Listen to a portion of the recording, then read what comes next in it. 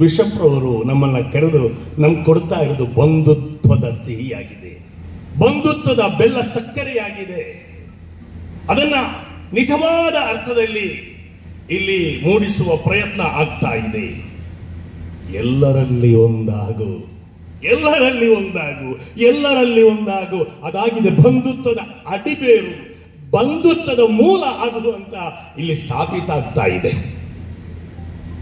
ಆ ಕವನವನ್ನು ನಾವು ವಾಚಿಸಿದರೆ ಸಾಕು, ಆ ಬಂಧುತ್ವದ ತೀರದಡೆಗೆ ನಮಗೆ ಸಾಗಲು ಸಾಕು. ಪರ್ಸನಲ್ ಮೊರಾಲಿಟಿ, ನನ್ನ ವ್ಯಕ್ತಿತ್ವ ಪರಿಶುದ್ಧತೆ, ಎಮೋಷನಲ್ ಮೊರಾಲಿಟಿ, ಭಾವನೆಗಳ ಶುದ್ಧತೆ, ಸೋಷಿಯಲ್ ಮೊರಾಲಿಟಿ, ಸಾಮಾಜಿಕ ಕಳಕಳಿಯ ಆ ಒಂದು ನಿಸ್ವಾರ್ಥ ಒಂದು ಗುಣ, ಅದರಂತೆ ಎಕನಾಮಿಕ್ ಮೊರಾಲಿಟಿ, ಆರ್ಥಿಕತೆಯ ಪರಿಶುದ್ಧತೆ, ಈ 4 ಪರಿಶುದ್ಧತೆಗಳು ಸೇರಿಕೊಂಡಾಗ ಆಗುವುದೇ ನಮ್ಮ ಪರಿಸರ ಬಂಧುತ್ವದಲ್ಲಿ ಅದು ತುಂಬಾ ಚೆನ್ನಾಗಿ ಬೆಳೆಯುತ್ತದೆ ಅನ್ನೋದರಲ್ಲಿ ಯಾವುದೇ ಸಂದೇಹ ಇಲ್ಲ.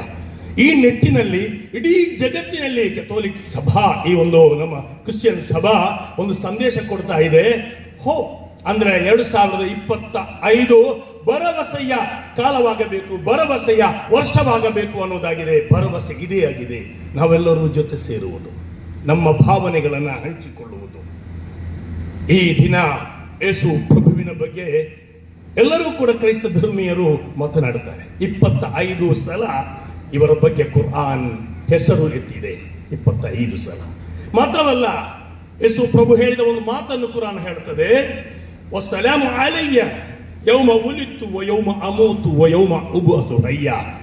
ಹುಟ್ಟು, ಅದರಂತೆ ಮರಣವಾಗುವ ಸಮಯವು, ಹಾಗೆಯೇ ಪುನರುತ್ಥಾನ, ಎಲ್ಲ ಸಮಯದಲ್ಲಿಯೂ ಆ ದೈವ ಕೃಪೆ ಇದೆ ಅಂತ ಹೇಳುವಂತಹ ಒಂದು ವಚನ ಕುರ್ಆನ್ನಲ್ಲಿದೆ.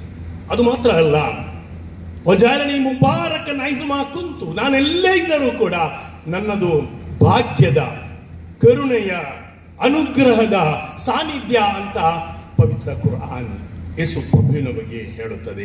ಆದ್ದರಿಂದ ಇವೆಲ್ಲವನ್ನು ಜೊತೆಯಾಗಿ ನಾವು ಮನವರಿಕೆ ಮಾಡುವಾಗ ಬಂಧುತ್ವ, ಬಹುತ್ವ, ಭ್ರಾತೃತ್ವ, ಈ 3 ಇರುವ ಒಂದು ದೇಶ, ಒಂದು ಮಣ್ಣು ಇದ್ರೆ ಅದು ನಮ್ಮ ಜನ್ಮಭೂಮಿ ಈ ಭಾರತ ಮಾತ್ರ, ಬೇರೆ ಎಲ್ಲೂ ಇಲ್ಲ. ಎಲ್ಲೂ ಅದನ್ನು ಕೃತಕವಾಗಿ ಸೃಷ್ಟಿಸಬೇಕಷ್ಟೇ. ಆದರೆ ಇದು ಭೂಮಿಯಲ್ಲಿ ಇದರ ಮೂಲವಾಗಿ ಇದು ಇಲ್ಲಿ ಉದ್ದೀಪನಗೊಂಡಿದೆ. ನಾವೆಲ್ಲ ಮಣ್ಣಿನಿಂದ ಅನ್ನುವ ಸತ್ಯದಲ್ಲಿ ಒಂದು ಬಂಧುತ್ವ ಇದೆ. ನಾವು ಭಾರತೀಯರು ಅನ್ನುವ ರೀತಿಯಲ್ಲಿ ಒಂದು ಬಂಧುತ್ವ ಇದೆ. We the people of India ಅನ್ನುವ ರೀತಿಯಲ್ಲಿ ಒಂದು ಬಂಧುತ್ವ ಇದೆ. ಇಂತಹ ಅನನ್ಯವಾದ ಬಂಧುತ್ವದ ಆ ತತ್ವಗಳು ನಮ್ಮಲ್ಲಿ ರೂಢವಾಗುವಾಗ ಆನೋ ಭದ್ರಾಹ ಕತಮೋ ಯಂತು ವಿಶ್ವತಾಹ, ಜಗತ್ತಿನ ಎಲ್ಲೆಡೆಯಿಂದ ಒಳಿತು ಹರಿದು ಬರಲಿ ಅನ್ನುವಂತಹ ಋಗ್ವೇದದ ಮೊದಲ ವಾಣಿಯಲ್ಲಿ ಅಥೆನ್ಸ್ ದೇವಾಲಯದಲ್ಲಿ ಒಂದು ವಚನ ಬರೆಯಲಾಗಿದೆ. ನೋ ದಿವಿಸಲ್ ಹೋಮೆ, ಓ ಮಾನವ, ನಿನ್ನನ್ನು ನೀನು ಅರಿತುಕೋ. ಅದೇ ಪ್ರವಾದಿಯವರು ಹೇಳ್ತಾರೆ, ಅಲ್ ಹಿಕ್ಮತು ಲಾಲ್ಲತುಲ್ ಮುಮಿನ್, ಸತ್ಯ ವಿಶ್ವಾಸಿಯ ಬಿದ್ದು ಹೋದ ಸೊತ್ತು ಅರಿವು ಅನ್ನೋದು. ಇಲ್ಲಿ ಬಂಧುತ್ವ ಬರಬೇಕಾದದ್ದು ರಕ್ತದಿಂದ ಅಲ್ಲ ಅಂತ ನಾನು ಹೇಳಿದೆ, ರಕ್ತ ಸಂಬಂಧದಿಂದ ಅಲ್ಲ ಅಂತ ಹೇಳಿದೆ. ಈ ಬಂಧುತ್ವ ಬರಬೇಕಾದದ್ದು ನಮ್ಮ ಅರಿವಿನಿಂದ, ನಮ್ಮ ಅನುಭವದಿಂದ, ಪರಸ್ಪರ ಗೌರವದಿಂದ. ಈ 3 ಸಂಗತಿಗಳು ನಮ್ಮೊಳಗೆ ರೂಢವಾದರೆ ನಮ್ಮಲ್ಲಿರುವ ಬಂಧುತ್ವಕ್ಕೆ ಯಾವುದೇ ಧರ್ಮ, ಜಾತಿ ಅಡ್ಡ ಆಗುವುದಿಲ್ಲ. ನಮ್ಮ ಹೃದಯ ತೆರೆದುಕೊಳ್ಳುತ್ತದೆ ಅನ್ನುವ ಸತ್ಯವನ್ನು ನಾವಿಲ್ಲಿ ಮನವರಿಕೆ ಮಾಡಬೇಕಾಗಿದೆ. ಒಂದು ವೇಳೆ ರಕ್ತ ಸಂಬಂಧದಲ್ಲಿ ಮಾತ್ರ ಬಂಧುತ್ವ ಆದರೆ ಯಾಕೆ ಹೊಕ್ಕಲ ಬಳ್ಳಿಯನ್ನು ಕಡಿದು ಹಾಕಿ ಹೆತ್ತವರನ್ನು ದೂರ ಮಾಡೋದು ಮಕ್ಕಳು? ಅದೇ ರಕ್ತ ಸಂಬಂಧದಲ್ಲಿ ಮಾತ್ರ ಬಂಧುತ್ವ ಆದರೆ ಯಾಕೆ ಒಡ ಹುಟ್ಟಿದವರನ್ನು ದೂರ ಮಾಡುವುದು? ಅದೇ ಬಂಧುತ್ವ ರಕ್ತ ಸಂಬಂಧದಲ್ಲಿ ಆಗಿದ್ದರೆ ಮಕ್ಕಳನ್ನು ಯಾಕೆ ಹೆತ್ತವರು ದೂರ ಮಾಡೋದು? ಈ ರೀತಿಯಲ್ಲಿ ನಮ್ಮ ಮುಂದೆ ನಡೀತಾ ಇಲ್ಲವೇ? ಆದರೆ ನಿಜವಾದ ಬಂಧುತ್ವ, ನಾನು ಹೇಳಿದ ಹಾಗೆ ನಮ್ಮ ಹೃದಯದ ಒಳಗಿರುವ ಆ ಹೃದಯ, ಆ ಒಂದು ಮನಸ್ಸು ಇದೆಯಲ್ಲ, ಅದನ್ನು ಜಾಗೃತಗೊಳಿಸುವಾಗ ನಾವೆಲ್ಲರೂ ಒಂದೇ ಅನ್ನುವ ಭಾವನೆ ಒಡಮೂಡುತ್ತದೆ. ಮಹನೀಯರೇ, ಬಂಧುತ್ವ ನಮಗೆ ಉಸಿರನ್ನು ತರುತ್ತದೆ.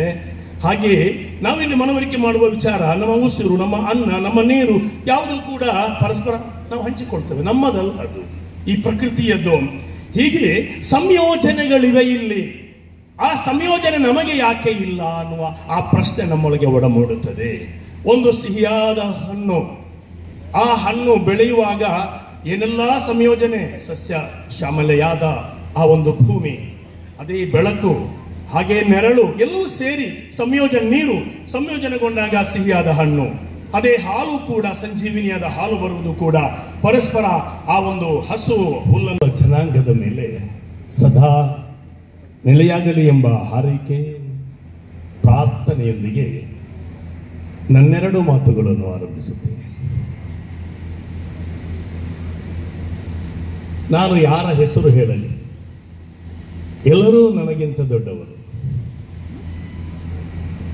ಜಿಲ್ಲಾಧಿಕಾರಿಗಳಿದ್ದಾರೆ, ಜಿಲ್ಲಾ ಕಮಿಷನರ್ ಇದ್ದಾರೆ, ಹಾಗೆ ದೊಡ್ಡ ದೊಡ್ಡ ಕ್ರೈಸ್ತ ಧರ್ಮದ ಗುರುಗಳಿದ್ದಾರೆ, ರಾಜಕೀಯ ಮುತ್ಸದ್ದಿಗಳಿದ್ದಾರೆ, ರಮನಾಥ್ ರೈಯಂತೆ ಸಾಮಾಜಿಕ ಕಳಕಳಿಯೊಂದಿಗೆ ಪ್ರೀತಿಯ ಬೀಜವನ್ನು ಬಿತ್ತುವ ಮೋಹನ್ ಆಗುವ ಅವರಿದ್ದಾರೆ, ಇಟ್ಟಿಕಾರಿದ್ದಾರೆ, ತುಂಬ ಜನಗಳು ರಾಮಕೃಷ್ಣ ಮಠದ ನಾನು ಜಾಸ್ತಿ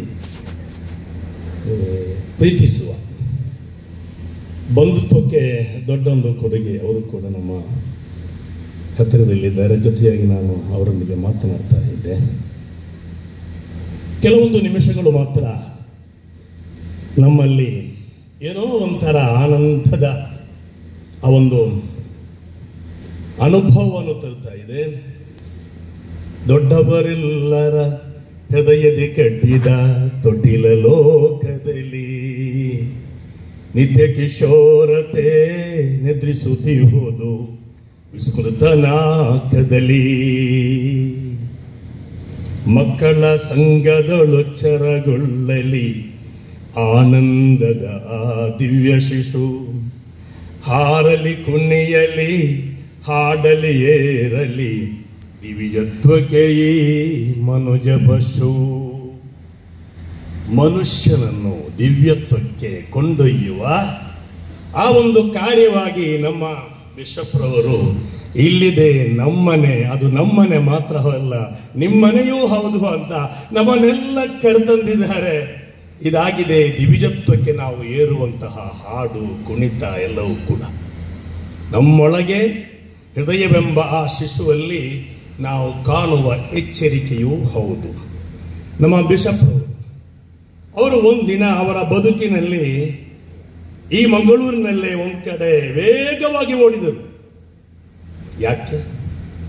ಯಾಕೆ ಅಂತ ಕೇಳಿದರೆ, ಅಪಘಾತ ಆಗಿ ಒಬ್ಬರು ರಕ್ತ ಬೇಕಾಗಿತ್ತು ಅವರಿಗೆ, ಸಾವಿನ ಅಂಚಿನಲ್ಲಿದ್ದಾರೆ ಅವರು.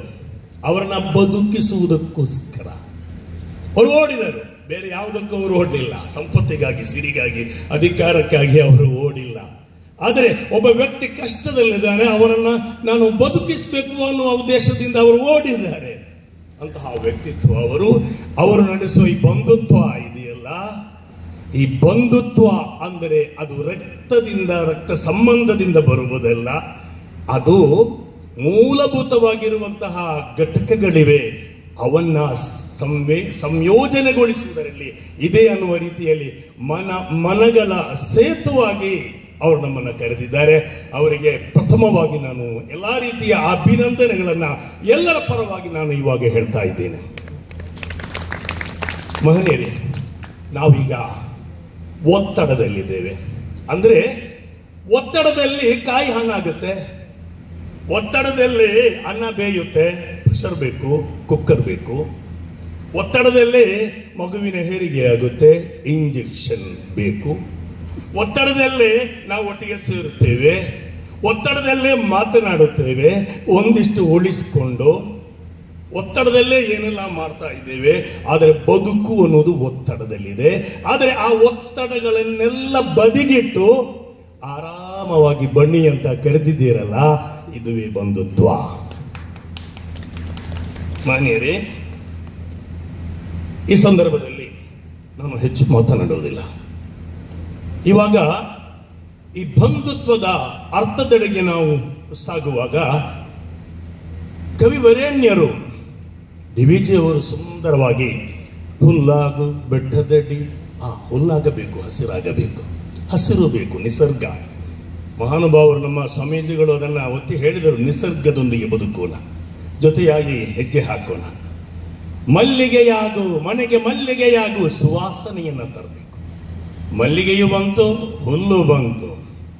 ಹಾಗೆ ಕಲ್ಲಾಗು ಕಷ್ಟಗಳ ಮಳೆ ವಿಧಿಸುರಿಯೇ, ಎಲ್ಲವನ್ನೂ ಎದುರಿಸಲು ಕಲ್ಲಾಗಬೇಕು, ಅದೂ ನಿಸರ್ಗವೇ. ಹಾಗೆಗಳು ಬಂದವು. ಹೃದಯ ಪರಿವರ್ತನೆ ಬರಲಿಲ್ಲವಯ್ಯ.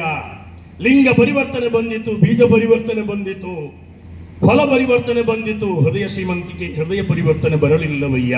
ಆದ್ದರಿಂದ ಹೃದಯದ ಪರಿವರ್ತನೆಯಿಂದ ಬಂಧುತ್ವವನ್ನು ಸ್ಥಾಪಿಸುವ ಆ ಮಹನೀಯವಾದಂತಹ ಆ ಒಂದು ಸಂದೇಶ ನಮ್ಮೊಳಗೆ ಖಂಡಿತ ಇದೆ. ಯೇಸು ಪ್ರಭು ಅವರು ಸಹಚರರೊಂದಿಗೆ ನಡೆದು ಹೋಗ್ತಾ ಇರುವಾಗ ಒಬ್ಬಾತ ಕೆಟ್ಟವ, ಆ ಕೆಟ್ಟವ ಇವರನ್ನು ಹಿಂಬಾಲಿಸ್ತಾನೆ. ಅವರಲ್ಲಿ ಸೇರಿದ ಒಬ್ಬಾತ ಭಾವಿಸ್ತಾನೆ, ಇದೇನು ಕೆಟ್ಟವನು ನಮ್ಮ ಒಳ್ಳೆಯವರ ಜೊತೆ ಬರ್ತಾ ಇದ್ದಾನಲ್ಲ ಅಂತ. ಕೆಟ್ಟವನ ಮನಸ್ಸಿನಲ್ಲಿ ಅವರ ಜೊತೆ ಸೇರಿದ ನನಗೆ ಒಳ್ಳೆಯದಾಗಬಹುದಲ್ವಾ ಅನ್ನುವ ಚಿಂತನೆ, ಅವನ ಒಳ್ಳೆಯವನ ಮನಸ್ಸಿನಲ್ಲಿ ಕೆಟ್ಟವನು ನನ್ನ ಜೊತೆ ಸೇರುವುದಾ ಅನ್ನುವಂತಹ ಸ್ವಾರ್ಥ. ಆದ್ದರಿಂದ ದೇವರ ವಾಣಿ ಬಂತು, ಅವರಿಬ್ಬರೂ ಸರಿ ಇಲ್ಲ. ಅಂದ್ರೆ ಅವರಿಬ್ಬರ ಆ ಚಿಂತನೆಯೂ ಅಲ್ಲ ಬೇಕಾಗಿರೋದು, ಅವರು ಪುನಃ ಅವರ ಆ ಕೆಲಸವನ್ನು ಮಾಡಲಿ ಅಂತ. ಆದ್ದರಿಂದ ಕೆಟ್ಟವನನ್ನು ಸೇರಿಸಿಕೊಂಡು ಒಳ್ಳೆಯವರು ಜೊತೆಯಾಗಿ ಪರಸ್ಪರ ಬಂಧುತ್ವವನ್ನು ಸ್ಥಾಪಿಸುವಂತಹ ಒಂದು ಸಂದೇಶ ಕೂಡ ಇದೆ. ಆದ್ದರಿಂದ ಈ ಸಂದರ್ಭದಲ್ಲಿ ನನ್ನ ಮಾತನ್ನು ಜಾಸ್ತಿಯಾಗಿದೆ ಅಂತ ನನಗೆ ಅನಿಸ್ತಾ ಇದೆ. ಆದರೂ ಕೂಡ ಕ್ಷಮಿಸಿ ಅಂತ ಹೇಳುತ್ತಾ 2023 ನಾನು ನೆನಪಿಸುತ್ತೇನೆ. ಅಂದು ತುಂಬಾ ಗೊಂದಲ ಇತ್ತು ನಮ್ಮ ಜಿಲ್ಲೆಯಲ್ಲಿ. ಆದರೆ ಬೆಂಗಳೂರಿನಿಂದ ಒಂದು ಕಿಡ್ನಿ ರವಾನೆಯಾಗುತ್ತೆ. ಆ ಕಿಡ್ನಿ ಮಂಗಳೂರಿನಲ್ಲಿ ಒಬ್ಬಳು ಹುಡುಗಿಗೆ ಜೋಡಣೆಯಾಗುತ್ತೆ. ಬೆಂಗಳೂರಿನಲ್ಲಿ ಕಿಡ್ನಿಯನ್ನು ಯಾರು ಕೊಟ್ಟರು ಅಂದ್ರೆ ಕ್ರೈಸ್ತ ಧರ್ಮದ ಸಹನ ಅನ್ನುವ ಹುಡುಗಿ ಕೊಟ್ಟಿದ್ದಾಳೆ. ಅದನ್ನು ಯಾರು ಕಟ್ ಮಾಡಿ ಕಳುಹಿಸಿದ್ದು, ಸುಷ್ಮಾ ಮತ್ತು ಕಲ್ಪನಾ ಅನ್ನುವ ಹಿಂದೂ ಸಹೋದರಿಗಳು ವೈದ್ಯರು. ಅದು ಬಂದು ಜೋಡಣೆಯಾದದ್ದು ಹಸೀನಾ ಅನ್ನುವಂತಹ ಮಗುವಿಗೆ. ಆದ್ದರಿಂದ ಇದಾಗಿದೆ ಬಂಧುತ್ವದ ಆಳವಾಗಿರುವ ಜೋಡಣೆ ಅಂತ ನಾನು ಕೂಡ ಈ ಸಂದರ್ಭದಲ್ಲಿ ಹೇಳುತ್ತಾ, ವಯನಾಡಿನಲ್ಲಿ ತುಂಬಾ ಗಂಭೀರವಾದಂತಹ ತೊಂದರೆ ಅನುಭವಿಸಿದವರು, 2 ಗ್ರಾಮಗಳು ಕೊಚ್ಚಿ ಹೋದವು. ಆ ಸಂದರ್ಭದಲ್ಲಿ ಕಾಡು ಹೋಯಿತು, ನಾಡು ಹೋಯಿತು, ಎಲ್ಲವೂ ಹೋಯಿತು. ಆ ಸಂದರ್ಭದಲ್ಲಿ ಒಂದು ಕೋತಿ, ಆ ಕೋತಿಯ ಮರಿ ಅದು ಬದುಕಿ ಉಳಿಯಿತು. ಅದು ಬದುಕಿ ಉಳಿದಾಗ ಏನು ತಿನ್ನಲು ಸಿಗಲಿಲ್ಲ, ಏನು ಅವರನ್ನು ಅಲ್ಲಿ ನೋಡಿಕೊಳ್ಳುವವರು ಆ ಸಂದರ್ಭದಲ್ಲಿ ಹಾಲಿನ ಬಾಟಲಿಯಲ್ಲಿ ಹೋಗ್ತಾರೆ. ಆ ಸಂದರ್ಭದಲ್ಲಿ ಆ ಹಾಲಿನ ಬಾಟಲಿಯನ್ನು ಮರಿ ಕೋತಿಗೆ ಕೊಡ್ತಾರೆ. ಕೊಡುವಾಗ ಆ ದೊಡ್ಡ ಕೋತಿ ಇದೆಯಲ್ಲ, ತಾಳ್ಮೆಯಿಂದ ಸಹನೆಯಿಂದ ತಲೆ ತಗ್ಗಿಸಿ ಆ ಮರಿ ಕೋತಿ ಹಾಲು ಕುಡಿಯುವಷ್ಟು ಕಾಲ ಸುಮ್ಮನಿರುತ್ತೆ. ಅದು ಕುಡಿದ ಮೇಲೆ ಈ ತಾಯಿ ಕೋತಿ ಹಾಲು ಕುಡಿಯಲು ಶುರು ಮಾಡುತ್ತೆ. ಆದರೆ ಇದರ ಅರ್ಥ ಏನೆಂದರೆ ತಾಳ್ಮೆ, ಸಹನೆ ಎಲ್ಲವೂ ಕೂಡ ಆ ಕೋತಿಗೂ ಇರುವಾಗ ನಮಗೆ ಯಾಕೆ ಬರಲ್ಲ? ಕೋತಿಯ ಮುಂದೆ ನಾವು ಬರೀ 3 ವರ್ಷದ ಮಕ್ಕಳೇ ಅಂತ ಹೇಳುವಂತಹ ಪ್ರಸಂಗ ಇದು. ಇಷ್ಟು ಹೇಳಿ ನನ್ನ ಮಾತಿಗೆ ನಾನು ವಿರಾಮ ಬಯಸುತ್ತೇನೆ. ಜೈ ಹಿಂದ್.